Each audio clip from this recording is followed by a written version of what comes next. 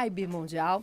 Eu tô aqui com o nosso produtor, Kiko Bernardoni, com o nosso técnico, Doni, e hoje o nosso tema é muito especial. A gente vai falar sobre comunicação e arquitetura. Um tema que, num primeiro momento, as pessoas pensam, poxa, mas realmente esses dois temas se relacionam? O João Henrique Ferreira, arquiteto, urbanista, está aqui com a gente e vai contar por que essa integração ela é maior do que a gente imagina e como é que a comunicação está presente o tempo todo na arquitetura e no urbanismo. Primeiro, vou pedir para o João se apresentar para a gente, né, João? Boa tarde para você, tudo bem? Boa tarde, tudo bom? Então tá Tudo bom. ótimo. Obrigada pela sua presença aqui com a gente no Comunica Fica a Dica, que para os nossos ouvintes que já estão aqui conosco, e para quem está chegando aqui na Vibe Mundial também, o Comunica Fica a Dica é um panorama sobre o universo da comunicação. Então a gente sempre vai abordar vários assuntos que são relacionados à nossa área, ao audiovisual. E antes de tudo, queria que você contasse um pouco para a gente. João Henrique Ferreira, a gente sabe que é arquiteto, que é urbanista, que tem um trabalho muito legal aí, mas queria que você contasse para os nossos ouvintes, os nossos internautas, um pouquinho da tua trajetória, por favor. Claro, sem dúvida. Eu venho de uma mistura, assim, desde técnica eletrônica até encontrar arquitetura na minha vida, né? Então, eu sou sempre super curioso e a arquitetura exige essa curiosidade. E daí, ao longo da vida, fui encontrando esse caminho. E dentro desse caminho, que a arquitetura é uma visão muito genérica, assim, generalista. A gente olha para uma coisa mais ampla do que indo para o especialismo, né? A hora que especializa em alguma coisa, a gente vai uma coisa mais técnica, onde a engenharia supre, assim, toda essa necessidade. E a gente tem que ter uma visão global. E nisso, na vida minha, assim, do perfil e tudo, acabo desenvolvendo trabalhos em várias escalas, então, grandes, a visão de urbanista, assim, que é uma visão que eu tenho, assim, porque a cidade, ela é incrível, esse agrupamento, essas pessoas, e é onde a gente comunica, né, onde a gente tem os caminhos se comunicam, as aberturas, as linguagens das construções, assim, ela mostra muitas coisas além do nosso entendimento, além da nossa consciência. Então, ela acaba conduzindo, comunicando o nosso inconsciente, né? Então, a gente estava falando do metrô, esse movimento tá dentro, você tem sempre sentidos, seu corpo só vai ali, e isso tá meio no inconsciente, que a arquitetura está lá direcionando esses caminhos e tudo, né? Então é um pouco diverso e daí no meu trabalho eu faço tanto na arquitetura na escala de construção, edificação e faço também algumas coisas em imóveis, né? Então bancos, alguns mobiliários a partir de um raciocínio, de uma filosofia de que venho desenvolvendo e tal. Então, a vida de arquiteto é uma vida muito ampla. Que bacana. Muito generalista. Mas a tua formação é arquitetura, urbanismo. E, na verdade, você sempre trabalhou nessas áreas diante da tua atuação, assim, na vida profissional. Sim, sempre trabalhei nessas áreas. Antes de me formar, trabalhava como vendedor, né? Então, bem comunicador, assim, em shopping. E isso me permitiu a lidar com as pessoas, assim, que é uma parte fundamental para a arquitetura. Sim. Que a arquitetura só existe para atender a necessidade humana. Ela vem da gente, assim. Ela não é uma coisa fora da necessidade nossa. Então a gente desenvolve isso tudo para poder atender uma necessidade. Seja uma necessidade racional, e seja uma necessidade irracional, assim, de vontades, coisas subjetivas, né? Que bacana. É isso aí. Bom, já vou convidar, então, os nossos ouvintes que quiserem participar do nosso programa pelo 11 3171 0221, 3171 0221, então pelo meu Instagram, @jornalistacristianealcalá. Vou repetir, @jornalistacristianealcalá, ALCALA. Quem tiver pergunta para o João Henrique Ferreira, para a gente falar um pouquinho de comunicação e linguagens relacionadas à arquitetura, pode participar aqui do nosso programa. Nosso produtor Kiko Bernardoni já está aqui esperando a sua ligação, a sua pergunta para o João. E, João, queria que inicialmente você falasse um pouco mais sobre essa relação, né? da comunicação e da arquitetura. Você acabou de citar uma frase super bacana, que é: a arquitetura só existe para atender às necessidades das pessoas. A comunicação também. Também. Né? Como é que, de modo geral, você percebe que as obras, os monumentos históricos, as edificações, elas se comunicam com o público? Quando você vai construir algo por alguma finalidade, seja institucional, seja para atender uma necessidade pessoal ali, nós imaginamos como que aquela edificação vai se comportar em todo o entorno. Isso é pensado sempre durante a... Pelo menos hipoteticamente, né? Tá. Depois, na hora que coloca em prática, no uso, as coisas são orgânicas, vão ser natural. Por exemplo, a gente usa edificações que foi construída há 500, 1000 anos atrás. Uhum. Então, não foi, jamais imaginava ter 8 bilhões de pessoas no planeta e aquela edificação ainda existir, né? Uhum. Então, isso é incrível. A arquitetura, ela passa o tempo de vida humano. Então, a gente constrói, e é por isso que tem que pensar bastante, constrói, assim, pensando que aquilo vai durar mais do que as nossas vidas, nossos usos, as nossas... Então, vamos tentar pensar o máximo possível de variáveis no entorno e tal. E daí, as edificações começam a mudar os usos. Então, hoje, as edificações institucionais, que estão monumentos e tudo, ela pode ter sido pensada de origem ou não, né? Ou era uma grande casa que virou um museu, né? O Museu do Ipiranga, ou era uma... Sempre ela tem essa mudança de uso e comportamento. Por um tempo, essa arquitetura que a gente consegue identificar, assim, ela já passava, ela se comunicava passando um poder, passando, se fosse no caso do Museu do Ipiranga, né? Aquela arquitetura imponente que passa, mas a arquitetura se comunica de várias maneiras. Se comunica dos problemas. Então, a gente olhando para a favela, vê aquela arquitetura natural, uma expressão natural, daí não teve ninguém técnico com cabeça para olhar aquilo e construir aquilo, e aquilo é incrível porque se constrói, se desenvolve de uma velocidade. Então, ela mostra ali diversos problemas sociais, problemas... Reflete os problemas e comunica também, né? Essa é a comunicação, né? Então, então a gente vai de um contraponto, né? Desde uma coisa super sofisticada que está ali feito para passar um poder, passar uma... E tem as coisas que são super sofisticadas, porque é feito humanamente, mas muito, muito difícil de entender e representa e atende uma necessidade, não atende bem, mas atende uma necessidade ali imediata e tal das pessoas. Então, você tem essa comunicação, ela tá aí, né? No dia a dia, a gente não precisa nem entender, né? Não precisa nem ser arquiteto, urbanista, a gente tá andando pela rua, você sente uma atração por uma construção, dá vontade de entrar ou não. Às vezes a ideia da comunicação é tirar a pessoa, dar um medo para a pessoa entrar, às vezes não, às vezes é para atrair. Atrai também, né? Cores, tudo vai influenciando, tudo vai se comunicando e o nosso comportamento vai caminhando. A gente vai interagindo, vamos né? interagindo. A gente falou de cidades, né? A gente tá aqui na Vibe Mundial, que fica na Avenida Paulista. Cartão postal de São Paulo, todo mundo sabe, maravilhoso. Andando pela Paulista, a gente tem diferentes construções e diferentes imagens que vão vindo à nossa cabeça, né? Isso acontece não só aqui em São Paulo, mas também nas grandes capitais do Brasil e do mundo. Como é que é esse olhar um pouco mais observador de alguém que é especialista nessa área de arquitetura e urbanismo? João, conta pra gente. É um olhar diferenciado, de fato? Sim. Tudo é pesquisa, né? Uhum. Então é essa observação, né?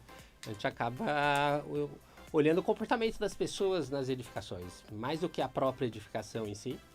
A edificação ela já fala pra gente vários elementos, tira conclusões, mas o comportamento humano que é onde a gente acaba observando mais, porque é um comportamento que vai mudando e é um comportamento meio coletivo, não é individual.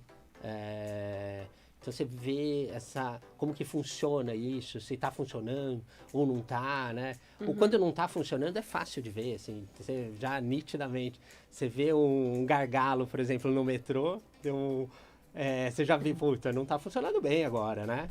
Agora nós precisamos, o que poderia ser feito aqui para reduzir esse gargalo, para ter outras alternativas e tal, em momentos. Então, isso estimula, assim, a nossa observação, mais pelo uso das pessoas dentro das construções, dentro dos espaços vazios,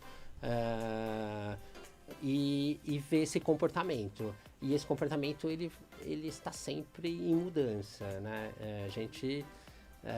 A Avenida Paulista é uma coisa incrível, né? É um centro que depois do centro de São Paulo veio para o centro aqui da Paulista, que daí foi se derretendo assim, por toda a cidade, mas você vê esses polos muito bem marcantes, muito bem marcados, e que tem um fluxo de pessoas enorme. Constante, né? Constante, de noite, vem de todos os lugares do mundo, estão aí caminhando, estão convivendo. Então, isso da cidade é apaixonante, incrível. Isso estimula demais, ainda mais para um arquiteto urbanista que ama o que pensa faz, nisso, né? Exatamente. Que legal. Exatamente. João, a gente tem aqui no nosso programa, no Comunica Fica a Dica, toda semana a gente tem um quadro que é o Momento Fica a Dica. Esse quadro é produzido, editado, gravado pelo Kiko Bernardoni. E a gente agora então vai acompanhar o Momento Fica a Dica. Vamos lá? Momento Fica a Dica. Essa gargalhada é inconfundível. Como ela mesma se definia, era uma caipira. Hebe Maria Monteiro de Camargo Ravanani nasceu em 8 de março de 1929 e foi uma radialista, apresentadora e atriz que começou sua carreira cantando em rádio na década de 40. Você só sabe que eu te amo tanto, mas na verdade, meu amor, não sabe quanto. Natural de Taubaté, Hebe foi uma das figuras mais marcantes da televisão brasileira e sempre se destacou pelo jeito espontâneo de conduzir seus programas. E ele tá precisando disso. Tá carente. Vem cá, Fábio Júnior. Com uma carreira que passou por diversas mudanças ao longo dos anos, foi durante a década de 80, período de transição da ditadura para a democracia, que ela, aos 60 anos, tomou uma decisão importante. Passou a controlar a própria carreira e, independentemente das críticas machistas, do marido ciumento e dos chefes poderosos, revelou para o público uma mulher capaz de superar qualquer crise. Eu acho que a mulher, quando ela se casa, mesmo se casando muito bem com um homem de posição privilegiada, ela jamais deve se submeter a viver de uma pensãozinha mensal. Então é um conselho que eu dou. Mulher, não se prenda por coisas bonitas, porque o dinheiro que o marido tem. Se prenda apenas pelo amor que ele pode ter a você, pelo respeito que ele deve ter a você. Só isso é que deve te prender. Hebe morreu em 29 de setembro de 2012, em São Paulo, aos 83 anos, após sofrer uma parada cardíaca de madrugada, enquanto dormia. Ela lutava contra um câncer no aparelho digestivo. O cinema contribuiu contando a sua história no longa Hebe, a Estrela do Brasil, dirigido por Maurício Farias e protagonizado por Andréa Beltrão. Esse é o programa Hebe para todo o Brasil! Gracinha!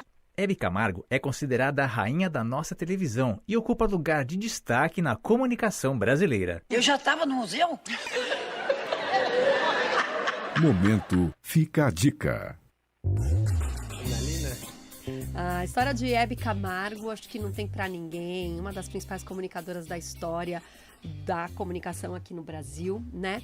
E eu estava conversando aqui nos bastidores com o João, eu estava perguntando para ele, João, tem algum monumento histórico, algum ponto turístico aqui em São Paulo, por exemplo, que você acha que estabelece uma comunicação bem interessante com a cidade e com o público? E ele me disse que sim. Vamos saber qual que é? Nós estamos aqui perto da Paulista, então é um ícone, o MASP da Lina, é incrível. Lina Bulgart, né? Lina Bulgart. Uhum. É incrível a maneira, no momento, e a possibilidade, a oportunidade que ela desenvolveu e teve para construir um monumento desse, que é um museu de arte moderna, né?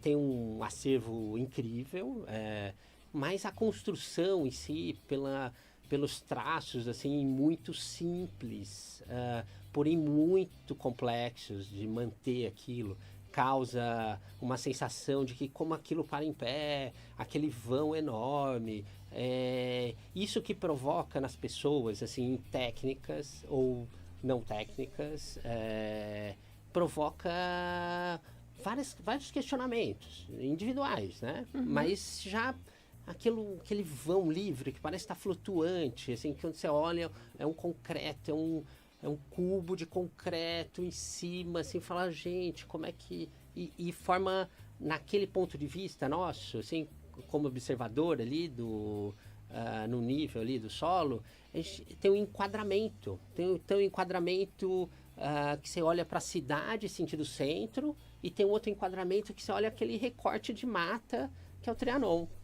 Falou, aquilo é fantástico, assim, o que proporciona no lugar onde está, no Espigão, que é numa parte mais alta de São Paulo, assim, da malha urbana, conseguir fazer aquilo, e eu recomendo muito a todos que quem não conhece, nunca veio, só conhece por foto, tem que vir visitar. Terça-feira, entrada gratuita, tem que só cadastrar, assim, hoje está muito organizado, eles são excelentes. Que legal. É uma referência incrível de arquitetura, de uso.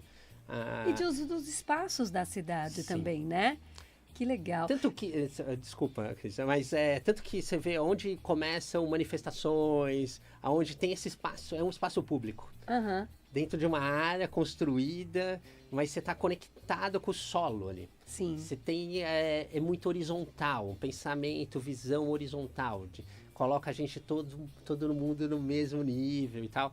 Isso é incrível. Eu acho a arquitetura tem esse lado, assim, que às vezes não construindo, cria esses espaços, sabe, de vazios, assim, só que são preenchidos porque está num lugar, aquilo em outro lugar ia ter comportamentos diferentes. Então, cada lugar onde vai a arquitetura vai se comunicar de uma maneira. Porque o lugar influencia, o entorno do lugar influencia. Então, além da construção em si, o entorno todo influencia nitidamente. Estava falando hoje, um pouco antes, da ventania que está hoje, né? Teve ciclone no sul, né? E daí eu liguei para um cliente que eu fiz uma cobertura lá em Florianópolis. Falei, e aí, tá tudo bem e tal? E a cobertura tem um formato de uma asa delta, assim, então poderia romper e tal. A gente fica preocupado, né? Tem uma responsabilidade enorme nisso. E tava tudo bem e tal. E nós estamos comentando como tudo influencia. Você vê um vento mais forte, uma temperatura, né? Tudo. Ela é muito presente em algumas obras, né? Muito presente. Quando não tem essa conversa, essa preocupação com a natureza, a própria edificação ela começa a mostrar sinais da natureza agindo. Seja não se preocupou com o solo, e daí o prédio tombar, seja não se preocupou com o sol, onde nasce o sol, onde o sol se põe. Então, colocou um espelho de vidro voltado ao norte, onde bate muito sol. Aquilo vai ficar muito quente, vai ter que usar muito ar-condicionado, vai ter um custo energético enorme e tal, e financeiro. Então, a arquitetura é influenciada por infinitas variáveis. Só que a gente, como não tem capacidade de analisar infinitas variáveis, a gente escolhe algumas. As naturais que a gente conhece, sabe onde o sol nasce, sabe onde o sol se põe. Como é que tá o solo, como é que tá o etc solo, e tal, dá né? para investigar isso. Então, a gente acaba analisando um monte de coisa, mas é infinito, né? Então, é muito interessante isso. E o mais difícil, sim, é o comportamento humano. Como que essas pessoas vão se comportar nesses espaços, como que vai ser o uso. Então, essa parte de como que vai ser o uso é fundamental, é o objetivo da arquitetura. Falando sobre o uso dos espaços, né? A gente tem uma pergunta aqui da nossa ouvinte, a Denise, ela é do Parque Novo Mundo, aqui em São Paulo, e ela está comentando sobre a questão da mobilidade urbana. Na opinião da nossa ouvinte, a questão da mobilidade urbana é insuficiente numa cidade como São Paulo, ainda precisa avançar um pouquinho e tal. Sim. Ela pergunta, João, existe falta de comunicação ou de planejamento urbano nessa questão específica da mobilidade urbana? Falta os dois. Tem planejamento, tem comunicação, mas é ineficiente. Uhum. Não precisamos ser especialista para diagnosticar isso, né? É ineficiente, precisa de mais planejamento. Quem está planejando isso tem que ser o usuário, não só a pessoa que não usa transporte público. Mobilidade que a gente fala, né, desde o transporte público, que é um caminho de solução, sim, é um caminho bom de solução. Então, quem não usa, como é que consegue planejar todo esse espaço? Uhum. É uma pergunta, E assim... precisa de políticas públicas, envolve tantas coisas, né, João? Envolve, e o nosso comportamento também, né? Por exemplo, ações que já são cansadas de ser ditas e pouco implantadas, ações como ter oportunidade de trabalho próximo da sua moradia, você não precisa ter um grande deslocamento, você melhora a mobilidade na cidade, né? Mas eu acho que tem que existir tudo, não é uma coisa só, né? Você mas algumas ações, às vezes, que influenciam indiretamente, têm um poder enorme de mudança e melhoria, assim, né? Mas é uma constante. A população vai crescendo, a gente está, né, sendo... Mas sim, sempre falta planejamento. Mas tem planejamento, mas falta, é insuficiente, né? A gente hoje, inclusive aqui em São Paulo, em outras cidades do país, a gente tem uso dos espaços por meio do próprio transporte público, do uso de bicicletas, né? Todas essas questões também eu acho que vem evoluindo, mas ainda falta, né? Vem evoluindo. Eu sou ciclista também. Então Você veio de bicicleta aqui para Paulista? Não, hoje eu vim de metrô. Veio de transporte público. Vim de transporte público. A gente tem que usar, né? É muito mais prático. Sim, vale a pena, né? Para todos nós. Legal. A gente agradece a pergunta da Denise, nossa ouvinte. João, para a gente finalizar, a gente está chegando ao finzinho do nosso programa. Queria que você falasse rapidamente um monumento histórico que você acha que se comunica demais com todo mundo, mesmo quem conheça só por foto, por livros e tudo mais. Olha, eu acho interessante até falar o Parque Ibirapuera. Lá tem diversos monumentos. O parque é um monumento. Sim. Tem diversas passagens. E lá você tem aquela troca de um monte de grupos no mesmo espaço, compartilhando. A arquitetura, ela é espaço. Ela não é só o prédio, né? A edificação, né? Então, eu indicaria, assim... Parque do Ibirapuera. O Parque do Ibirapuera. Então, quem não é de São Paulo ou é daqui e ainda não conhece, está convidado a conhecer e também a revisitar no período de férias, como julho, por exemplo, né? Sem dúvida, sem dúvida. Que legal. João, deixa seus contatos pra gente. Você tem um trabalho lindo em marcenaria também, que também comunica demais. Não deu tempo da gente falar de tantas coisas aí que você também faz, além da arquitetura, mas que estão inseridas no teu universo. Queria que você deixasse os teus contatos para quem quiser te conhecer um pouco mais. Claro. O da marcenaria é o @patuamar. Patuamar? Patu, que seria para você, PATU, amar. E o seu? E o meu é @impessoaljoão. Uau, maravilha. Então, quem quiser seguir o João, Impessoal João ou Patuamar. Se você quiser me seguir, você já sabe, jornalista Cristiane Alcalá, e toda quinta-feira tem Comunica, Fica a Dica, aqui na Vibe Mundial FM, 95.7 FM e também no nosso YouTube. João, obrigada pela tua presença. Muito obrigado. Foi demais. Incrível. Obrigado pelo convite. Maravilha, gostoso demais, né, gente, falar de comunicação, arquitetura, urbanismo, tudo interligado, né?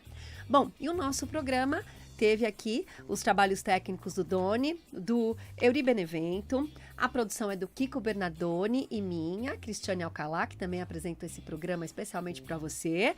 A coordenação aqui dos nossos trabalhos técnicos foi do Kiko, junto com o Doni. A gente tem a direção da Vibe Mundial do Toninho Nascimento e a direção geral da dona Lucia Abreu. Um beijo para você. Quinta-feira que vem tem mais Comunica, Fica a Dica. Até lá. Obrigado. Termina agora na Vibe Mundial.